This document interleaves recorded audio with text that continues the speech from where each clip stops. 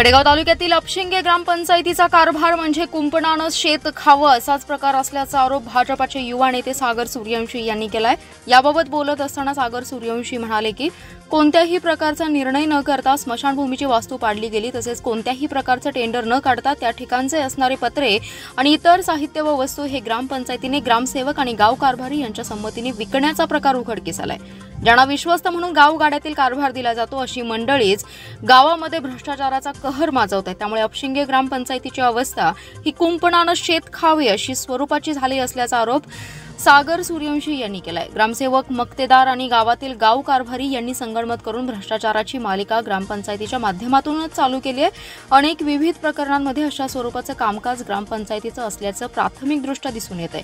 अशा भ्रष्ट आणि लाचखोर असणाऱ्या ग्रामसेवक, मक्तेदार आणि ग्रामपंचायतचे गाव कारभारी यांच्यावरती कठोरात कठोर कारवाई करण्यासाठी गटविकास अधिकारी आणि मुख्य कार्यकारी अधिकारी यांनी त्यांच्यावरती कारवाई करण्याची भूमिका घ्यावी अशी मागणी त्यांनी यावेळी केली आहे। जर मुख्य कार्यकारी अधिकारी आणि बीडीओ यांनी जर तात्काळ कारवाई केली नाही तर त्यांना ग्रामस्थांच्या मोठ्या रोषाला सामोरं जावं लागेल आणि संविधानिक आणि सनदशीर मार्गाने येणाऱ्या काळामध्ये उपोषण आंदोलनाचा मार्ग स्वीकारण्यासाठी अपशिंगे ग्रामस्थ तयार असतील असा इशारा देखील सागर सूर्यवंशी यांनी दिलाय।